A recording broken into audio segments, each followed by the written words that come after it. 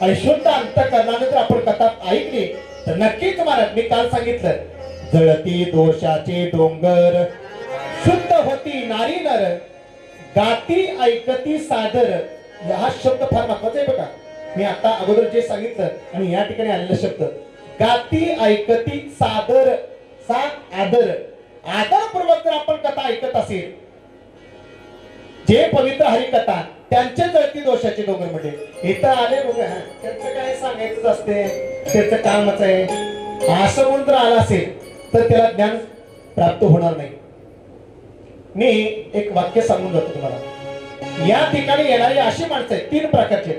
काही माणसं या ठिकाणी येत असताना श्रोता म्हणून येतात, काही माणसं सरोता बोलून येतात आणि काही माणसं स्वतः बोलून येतात. समजते ना? 3 नंबरचा फार आवडतो मला. स्वतः तो काय करतो, या ठिकाणी येतो आणि आल्याबरोबर एखादा खांब बघतो. इथं नाही बरं का,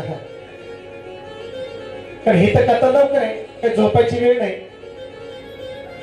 तो या ठिकाणी मंडपामध्ये येतो आणि आल्याबरोबर एखादा खांब बघतो आणि खांबाला पाठ लावतो आणि लावल्यानंतर इकडं पहिला जप सुरू झाला किंवा हनुमान चालीसा सुरू झाली की जो डोळे लावतो आणि आरती घाली लोटांगण झाली की मग याचे डोळे ताडकून उघडतात आणि नाहीच उघडले तर शेजारचा काही उठ झाली का उठ.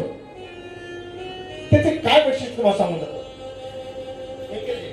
काय होतं, हा माणूस जर दुसऱ्या दिवशी गावामध्ये गेला ना, त्याला विचारतात मग लोक कथा कशी काय झाली. तो कधीच वाईट झाली अशी म्हणत नाही.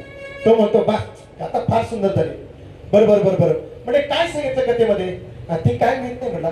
बरं एखादं चरित्र ते पण काय माहित नाही. मग कशी काय कथा चांगली झाली.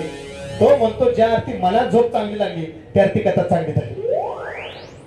त्याच्या म्हणण्यानुसार त्याला झोप चांगली लागली की त्याला असं वाटतं की माझी कथा चांगली झाली. त्याचं दुसरं काहीच नसतं. पण दुसरा वर्ग आहे ना, तो फार विचित्र असतो. सरोता काय म्हणतात त्याला, सरोता. तो या ठिकाणी येतो आणि आल्यानंतर फक्त एकच करतो, इकडे जरा बघ, जरा इकडे मंडपच असा पाहिजे होता, इकडे लाईटच असे पाहिजे होते, ती वाजवणारच असे पाहिजे होते, ती गाणारेच असे पाहिजे होते, ते महाराजच असे पाहिजे होते. आम्ही टीव्ही वरती बघितलं असं गण लावलेले महाराज होते. एक जण म्हणा नाही आम्ही एक बघितलंय उपरला टाकून बसले होते. काय करायचं तुम्हाला, तुम्ही काय करायचं. म्हणजे तो या ठिकाणी येतो आणि इथं आल्यानंतर फक्त उनिवा दुनिवा बघतो ना, त्याला म्हणायचं सरोता.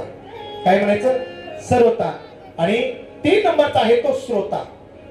सर्वांगाचे कान करून जो कथा कीर्तन श्रवण करतो त्याला म्हणायचं श्रोता म्हणायचं. श्रोता जर असेल ना महाराज तर सगळ्यात अगोदर उद्धार जर कोणाचं होत असेल तर महाराज श्रोत्याचं होतो बरं का. कथा श्रवण करणारा जर श्रोता अधिकारी असेल, योग्य असेल तर त्याचा पहिला उद्धार होतो. कीर्तन करायचं नाही किंवा कथा करायचं नाही. कारण नवविधा भक्ती मध्ये पहिली भक्ती जर कोणती असेल तर ती श्रवण भक्ती आहे. श्रवणम कीर्तनम विष्णुस्मरणम पादसेवनम अर्चनम वंदम दास्यम सत्यम आत्मनिवेदनम. किती झाले भक्ती? 9 भक्ती झाली.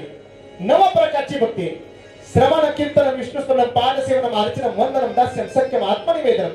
या 9 वेदा भक्तीमध्ये पहिली भक्ती कोणती सांगितली? श्रवण भक्ती आहे. आणि म्हणून श्रवणाच्या मेसे बैसावे हे ओणी साम्राज्य भुवनी सुखी नांदी मध्ये. काय बघा श्रवण करण्याचा काय अधिकार सांगितलाय. श्रवणाचे मेसे बैसावे हे ओणी साम्राज्य भुवनी सुखी नांदी मध्ये इतका अधिकार श्रोत्याचा आहे.